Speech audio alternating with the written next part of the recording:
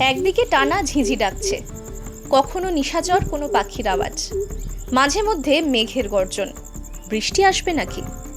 আসলে মাসখানেক আগেও ভাবিনি এবছর আবার জঙ্গলে আসতে পারবো। যখন এলাম তখন উত্তেজনাটাই পুরো অন্য লেভেলে। ডিনারে ডাল তড়কা, চিকেন আর রুটি খেয়ে একটু নদীর ধারে পায়চারি, তারপর ঘুম। সাতপুরায় পা রাখার পর এই ছিল আমাদের প্রথম সন্ধ্যের গল্প।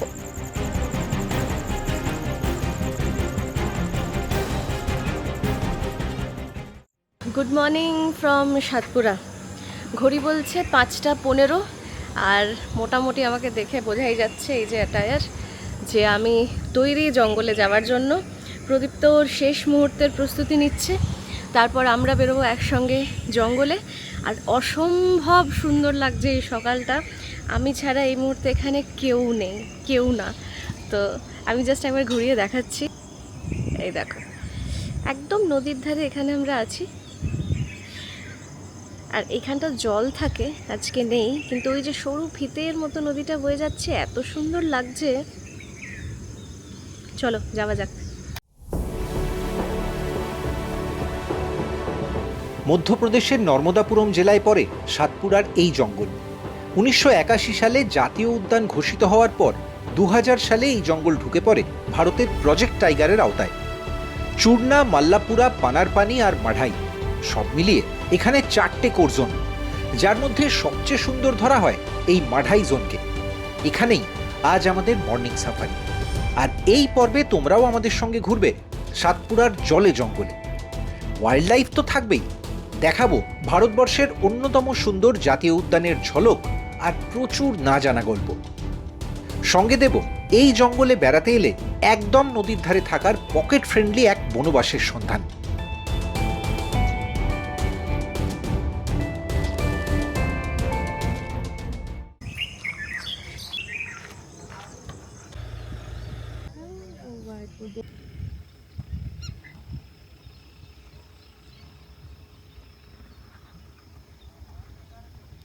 এখানে আগে তো নৌকো পেরিয়ে যেতে হতো, এবারে আমরা যেখান দিয়ে যাচ্ছি সেটা এইরকম। ওরা এইভাবে একটা র্যাম্পের মতো করে দিয়েছেন, জল একেবারে নেই বললেই চলে। আর এই যে সামনে দেখো যে বোটগুলো দেখা যাচ্ছে, আগে এই বোটগুলোই কিন্তু এই নদী পারাপার করাতো, এখনও করবে এটাই, মানে অক্টোবরে যখন জঙ্গল খুলবে তাই হবে। কিন্তু এখন এই মুহূর্তে আজকে কিন্তু জুন মাসের 29 তারিখ, মানে এই বছর বৃষ্টি কম হওয়ায় সাফারি এক্সটেন্ড হয়েছে 30 তারিখ পর্যন্ত। আর সেই সুযোগেই আমরা এসেছি। তো এটাও একটা অন্যরকম এক্সপিরিয়েন্স। 5:35 বেজে গেছে, জিপসি আমাদের জন্য ওয়েট করছে, গাইড দাদা আর প্রশান্ত এগিয়ে গেছে। এবার চলো আর কথা না বলে স্ট্রেট জঙ্গলেই দেখা হচ্ছে। এইখানে জিপসিগুলো দাঁড়িয়ে আছে, আর এইখানে রাখা আছে গাড়ি সিস্টেম। চলো।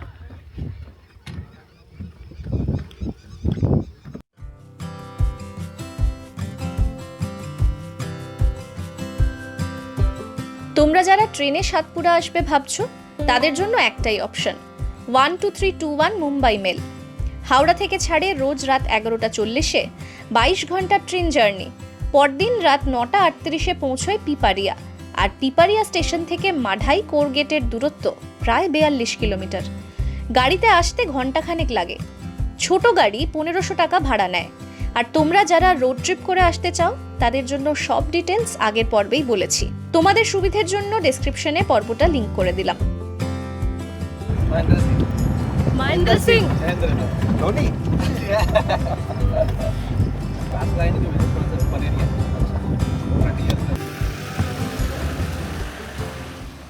সব গাড়ি বড় বড় দেখছে। আচ্ছা, গাইড দাদার নাম বিনোদ, এটা মনে রাখতে হবে। আর ড্রাইভার হচ্ছেন মহেন্দ্র সিং, ধোনি নয় কিন্তু। যাই হোক, এখানে আমরা এখন দাঁড়িয়েছি জাস্ট নদীটা ক্রস করে।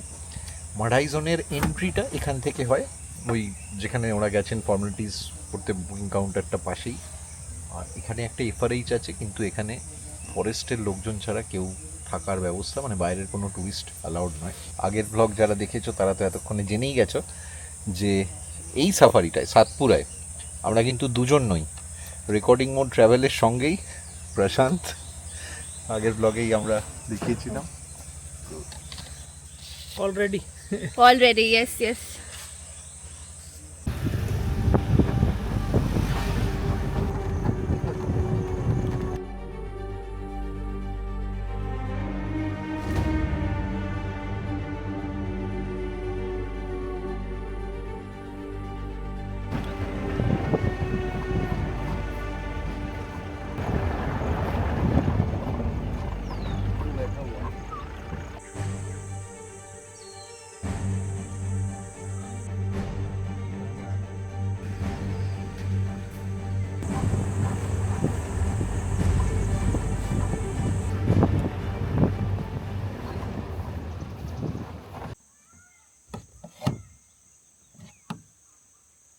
সাড়ে ছটা বেজেছে, প্রথম 1 ঘন্টার আপডেট হচ্ছে। এখানে কিন্তু যা দেখলাম জঙ্গল খুব শান্ত, মানে বান্ধবগড় বা এরকম অনেক জঙ্গল আছে যেখানে প্রথম থেকেই খুব বেশি, মানে যেহেতু এরিয়াটা ছোট, খুব বেশি একটা হাসেল বাসেল থাকে, এখানে কিন্তু সেরম নয় এবং জঙ্গল একেবারে উপভোগ করার মতো। আর সাইটিংয়ের আপডেট হচ্ছে পাগমার্কস পাওয়া গেছে, বেশ অনেকগুলো গাড়ি ট্র্যাকও করছে আমাদের সঙ্গেই, কিন্তু এখনও পর্যন্ত কেউই দেখতে পায়নি। শঙ্করা বলে একটা মেল টাইগার আছে এখানে, 2টো এরিয়া কভার করে এবং বেশ মানে দেখা যাচ্ছে আজকাল। তো আপাতত আমরা ওর এরিয়াতেই ঘুরছি, দেখা যাক।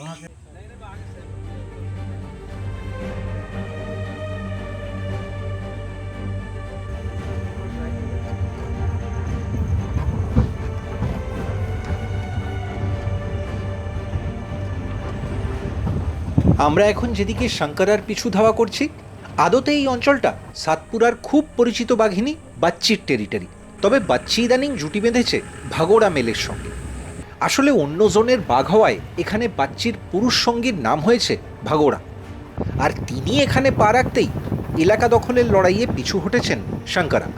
তবে পুরনো টেরিটরি বলে কথা, তাই মাঝে মধ্যেই এখনো এখানে দেখা যায় শঙ্করাকে।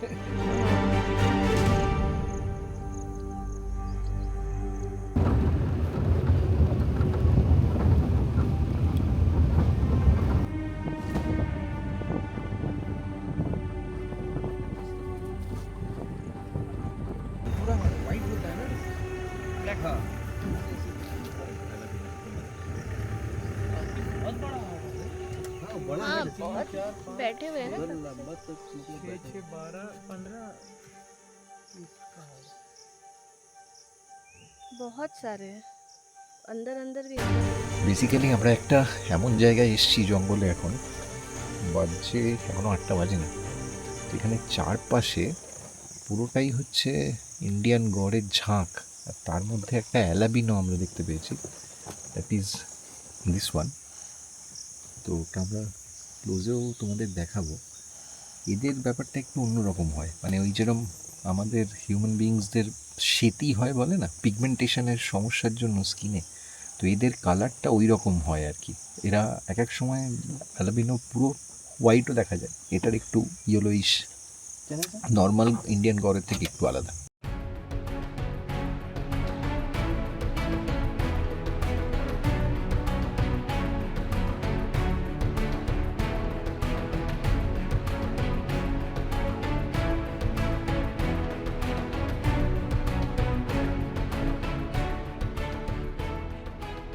इसका वजन कितना होगा? ग्राउंड मेल का तो 1000 केजी पर जाता है। इसका तो होगा, इसके सामने तो टाइगर खड़ा भी नहीं हो पाएगा। रिजेक्ट कर देगा कम से कम। हाँ तो डर जाता है टाइगर।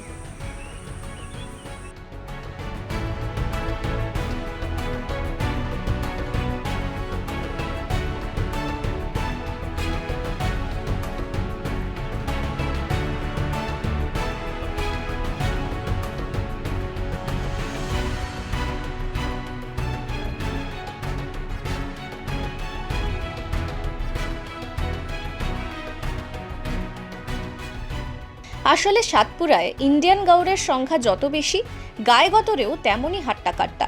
তবে এই জঙ্গলে সাম্বার, নীলগাই চোখে পড়লেও স্পটেড টিয়ার বেশি নেই। সেই গেট পেরিয়ে ঢোকার মুখে চিতলের একটা ঝাঁক দেখেছিলাম, তারপর আর পাইনি।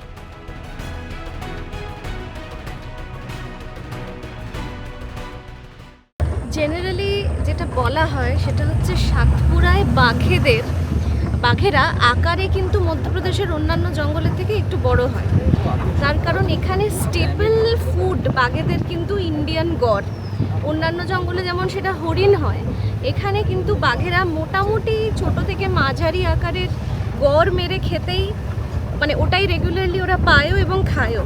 যার ফলে এখনো পর্যন্ত আমরা তো চোখের দেখা দেখতে পাইনি, কিন্তু যারা দেখেছেন এবং এখানে যারা আছেন তারা প্রত্যেকেই বলেন যে সেই কারণেই নাকি এখানে বাঘেরা আকারে নর্মালের থেকে একটু বড় হয়।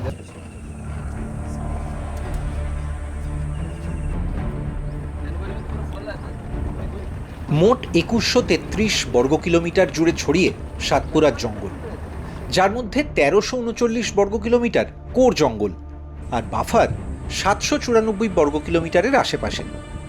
আয়তনে মাঢাই ভারতের যে কোনো বাঘের জঙ্গলের হিসেবে বেশ বড়। আমরা এখন মাঢাই জোনের যেদিকটায় ঘুরছি তার ভেতরেও রয়েছে কিছু লোল্যান্ড আর প্রাকৃতিক ওয়াটার বডি। তেমনই একটার কাছে ন্যাড়া গাছের মগডালে চোখে পড়ল এই বাসা।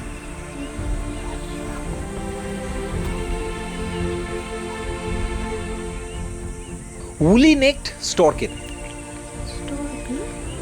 ये उसका नेस्ट है ना। तो मेल फीमेल दोनों एक साथ फीमेल ही बैठा होगा नेस्ट में। সারসের এই পরিবারের খুদে সদস্যদের অবশ্য লেন্সে অনেক খুঁজেও পেলাম না। কিছুটা এগিয়ে আরেকটা ওয়াটার বডিতে দেখলাম এই 3টে সাম্বারকে।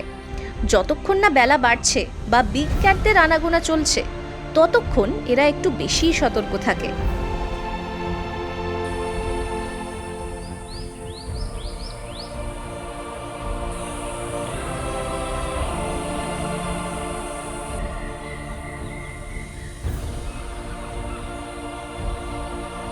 এই সার্পেন্ট ইগলটা একটু আগেই মাটি থেকে ছোঁ মেরে একটা সাপ তুলেছে, একদম আমাদের চোখের সামনে। তবে চোখে দেখলেও ক্যামেরা খোলার সময় দেয়নি। সকাল থেকে এই সব দেখতে দেখতেই আপাতত আমরা এগোচ্ছি একটা ভিউ পয়েন্টের দিকে।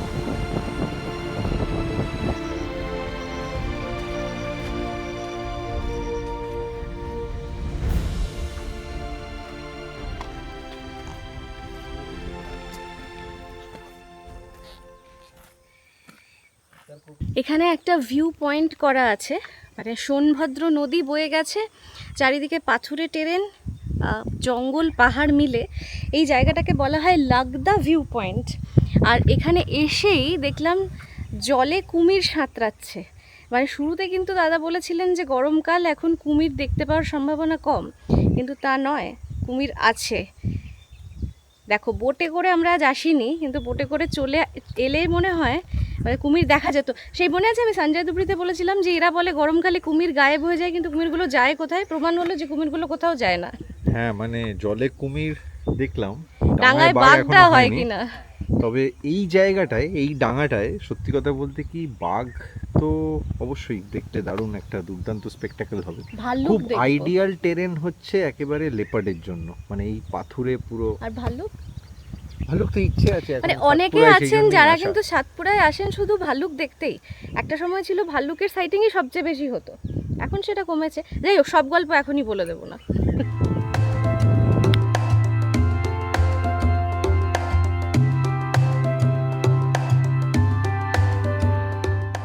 ভিউ পয়েন্টে জলখাবার সেরে আবার ছুটলো আমাদের জিপসি।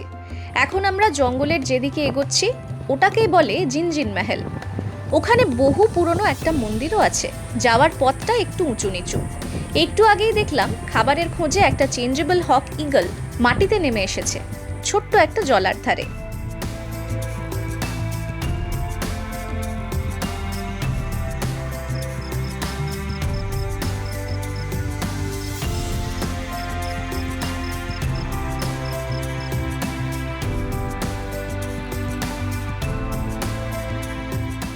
যারা বার্ডিং করেন তেমন অনেকের মুখে প্রচুর শুনেছি ইন্ডিয়ান পিটটার কথা। আমরা খুব বেশি পাখি চিনি না, তবে আজ একটা ইন্ডিয়ান পিটটাও হঠাৎই পেয়ে গেলাম।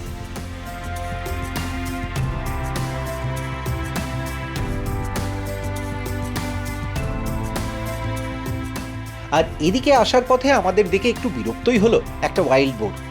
ভাগ্যিস জিপে ছিলাম, শুনেছি রেগে গেলে কিন্তু বুনো শুয়োর তারাও করে।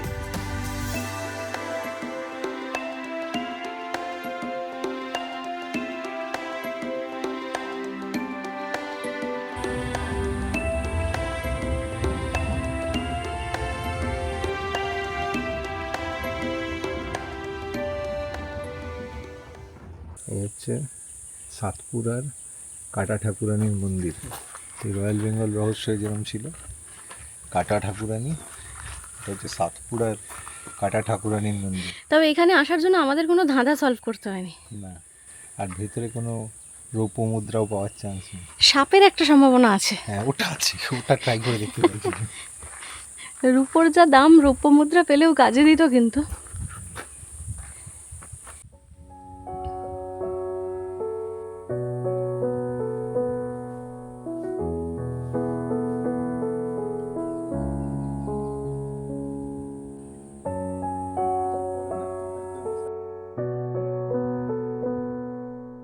রোদ চড়ে গেছে। এই সময় বিগ ক্যাটদের মুভমেন্ট একটু কমতে শুরু করে। তবে প্রশান্ত এখনও আশা ছাড়েনি। বাঘ দেখতে পান বা নাই পান, সাতপুরার বন্যপ্রাণে কিন্তু প্রচুর বৈচিত্র্য। একটু আগেই একটা ওরিয়েন্টাল গার্ডেন লিজার্ড দেখলাম। বাংলায় এদের কি বলে জানো তো? রক্তচোষা। সেগুন গাছের ডালে একটা গ্রিন বি ইটারও দেখলাম। তবে বর্ষার মুখে এই সময় সবকিছুকে ছাপিয়ে যায় আমাদের জাতীয় পাখির আশ্চর্য রূপ।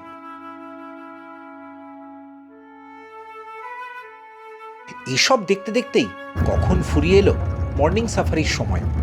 তবে জঙ্গল থেকে বেরোনোর সময় একটা জাম গাছ দেখে সবাই যেন মুহূর্তে ফিরে গেলাম ছোটবেলায়।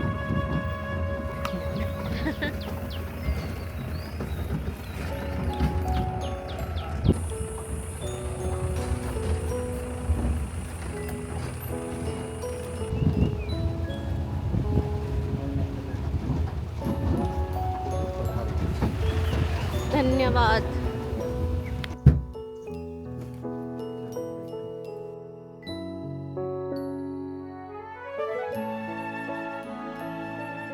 এইগুলো এত মিষ্টি তোমরা বিশ্বাস করতে পারবে না। আমাদের ছোটবেলায় একটা খেলা ছিল, আমরা খেলতাম আম পাড়া পাড়া জাম পাড়া পাড়া। এই হচ্ছে জাম পাড়া।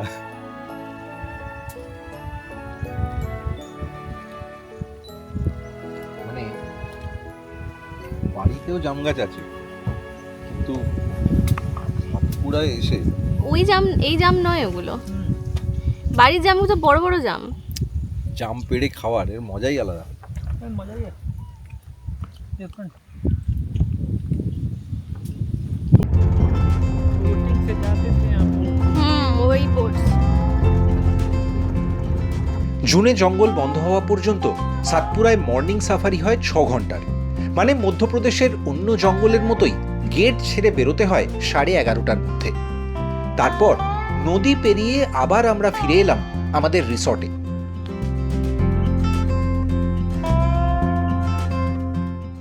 সাতপুরায় থাকার জায়গা বাঁচতে গিয়ে তোমরা জানো আমরা স্ট্র্যাটেজিক্যালি সবসময় কোর জোনের গেটের কাছে থাকতে পছন্দ করি, সেটা সাফারি করার জন্য খুব সুবিধাজনক হয়।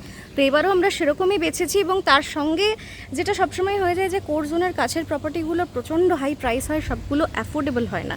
তো আমরা কিন্তু মানে বাজেটে হবে এবং কোরের কাছে থাকতে পাবো, এভাবেই আমরা বেছেছি হোটেল সানশাইন। এবং মাঢাই গেটের একদম কাছে, এটা পায়ে হেঁটেও 3 থেকে 4 মিনিটের বেশি লাগে না। ভোরবেলা এই সুবিধাটা পাওয়ার জন্যই আমাদের এখানে থাকা। এবং লোকেশন তোমরা দেখতে পাচ্ছ, আমি সকালেও দেখিয়েছি, এখান থেকে পুরো রেঞ্জটা দেখা যায়। আর এই ওদের পার্কিং, এখানে আমাদের জিম্মি গাড়ি আছে। আর এখানে এই নদীতে যখন জল থাকে, মানে যারা অক্টোবরের পরের সিজনে আসবে তোমাদের জন্য তো দুর্দান্ত হবে, বুঝতেই পারছো। আমরা যেখানেই থাকি তোমাদের যেভাবে দেখাই, এটাও অল্পর মধ্যে দেখিয়ে দেবো এই ভ্লগেই। আর তোমরা এখানে আসতে চাইলে, বুক করতে চাইলে কার সঙ্গে যোগাযোগ করবে সেই নম্বরটা দিয়ে দেবো নিচে ডেসক্রিপশন বক্সে। তবে আমরা কিন্তু অনলাইনে এই প্রপার্টিটা বুক করেছিলাম।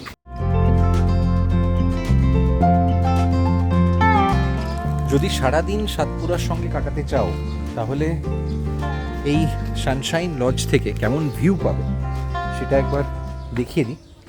আমরা তো গ্রাউন্ড ফ্লোরে রয়েছি, একটু পাশের রুমগুলোতে।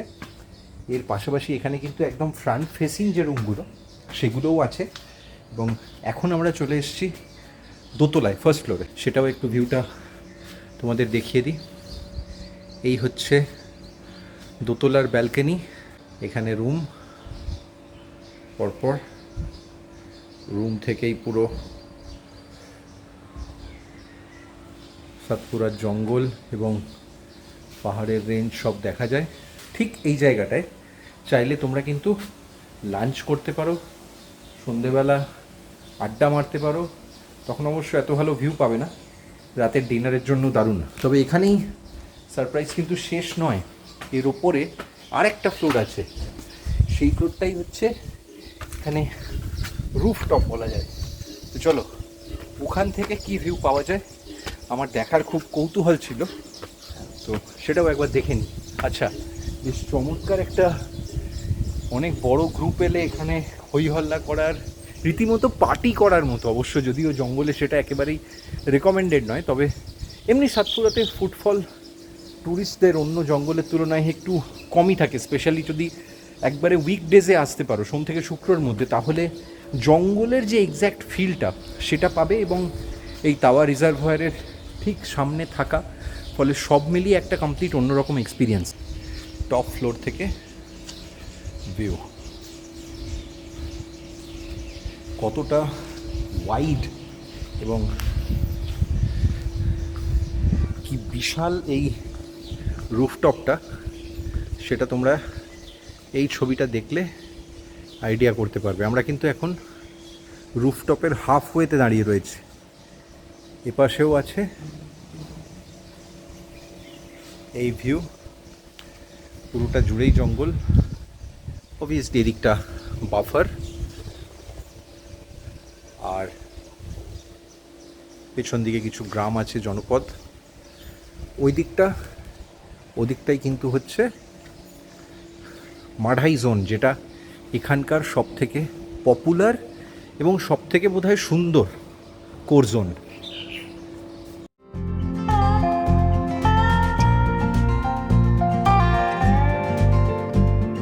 শুধু সুন্দর নয়, সাতপুরার সবচেয়ে আকর্ষণীয় জোন হিসেবেও ধরা হয় মাঢাইকে।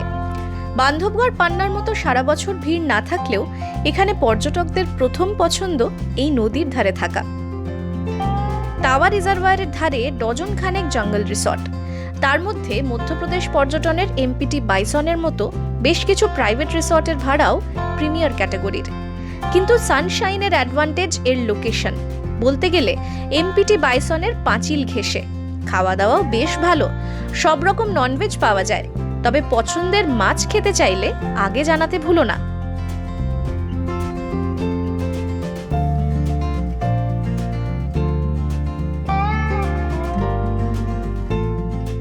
মাঢাইয়ে আমরা ছিলাম সানশাইন লজের এই রুমটা তো ডেফিনেটলি তোমাদের দেখাবো, কিন্তু তার আগে একটা ছোট্ট ডিসক্লেমার দিয়ে দিই। অনেকেই ভাবেন যে বাঘের জঙ্গলে থাকা মানেই বোধহয় খুব এক্সপেন্সিভ স্টে।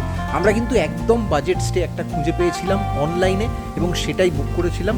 চলো এবার একদম দেরি না করে রুমটা তোমাদের দেখিয়ে দিই। দেখতেই পাচ্ছ খুব চমৎকার লোকেশন, জাস্ট ব্যাং অপোজিট এই যেটা দেখা যাচ্ছে সেটাই কিন্তু হচ্ছে কোর জোনের ঢোকার রাস্তাটা, মাঝখানে ওই তাওয়া রিজার্ভয়ারের জলের ধারাটা। আর এই হচ্ছে রুম, এটা একটু সাইডে বলা যেতে পারে, তবে রুমের সাইজ কিন্তু যথেষ্ট বড়। ওখানে একটা ডাবল বেড, যথেষ্ট কমফোর্টেবল। আর এখানে আরেকজন অ্যাডাল্ট, তারাও হয়ে যাবে। সঙ্গে যদি কোনো বাচ্চা থাকে তাহলেও এখানে একটা সোফা দেওয়া আছে, এপাশে একটা জানলা, আর এসি তো আছেই, জামা কাপড় এই সমস্ত কিছু হ্যাঙ্গার সেগুলো দেওয়া আছে ইউটিলিটি স্পেস হিসেবে। এবং রুমটা লেংথে বড়, কতটা হাত পা ছড়িয়ে তোমরা হাঁটাচলা করতে কোনো অসুবিধে হবে না সেটাই। এমনি একদম বেসিক রুম যেরকম হয়। এই পাশে টিভি, সঙ্গে সেটটপ বক্সের সব ব্যবস্থা। এখানে একটা ছোট্ট টেবিল দেওয়া আছে টুকটাক জিনিসপত্রের জন্য। বেসিক কিন্তু একটা ঠিকঠাক ভালো লেংথের আয়না দেওয়া আছে, নিচে একটা ড্রয়ার। আর এইটা হচ্ছে ওয়াশরুম। রুমের ডেপথটা তোমাদের দেখিয়ে দিই। আর আলোর ব্যবস্থাও প্রচুর, ফল সিলিং, চোখের আরাম। এই হচ্ছে আলো, এই হচ্ছে রুম।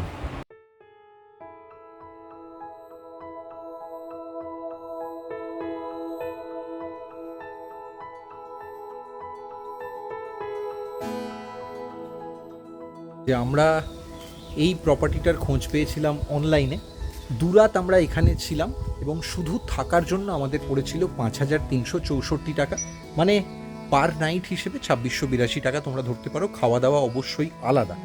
তো তোমরাও যখন আসবে তখন ডেফিনেটলি অনলাইনে কোনো অফার আছে কিনা অনলাইন সাইটগুলোয় সেগুলো চেক করে নিও। আর তাছাড়া যদি সরাসরি ওদের সঙ্গে কথা বলে আসতে চাও তাহলে আমি ওদের সরাসরি যোগাযোগ করার জন্য ফোন নাম্বার এই ভিডিও ডেসক্রিপশানে দিয়ে দেবো। পরের পর্বে তোমাদের জন্য নিয়ে আসবো সাতপুরার আরও একটা সাফারি, তবে এবার আর কোর জোনে নয়, বাফারে।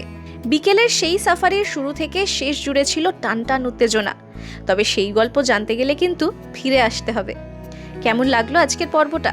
যদি ভালো লেগে থাকে তাহলে অবশ্যই একটা লাইক করো, আর কোনো প্রশ্ন থাকলে কমেন্টে লিখো। ভেবে মজাই লাগে, বাংলায় ইদানিং জঙ্গলের দর্শক যেমন বাড়ছে, পাল্লা দিয়ে বাড়ছে কন্টেন্ট। শুধু হুজুগের বসে সংখ্যার স্রোতে গানা ভাসিয়ে যদি সত্যিকারের জঙ্গলকে জানতে চাও বা জঙ্গলের আসল ফিল পেতে চাও তাহলে সাবস্ক্রাইব করতে পারো এই চ্যানেলটা। আর অবশ্যই পরিচিত সবাইকে বলো রেকর্ডিং মোড ট্রাভেল দেখতে। একই সঙ্গে আমাদের পেজ রেকর্ডিং মোড ফলো করে নিও ইনস্টাগ্রামে আর ফেসবুকেও। দেখা হবে খুব তাড়াতাড়ি আবার একটা নতুন গল্পে।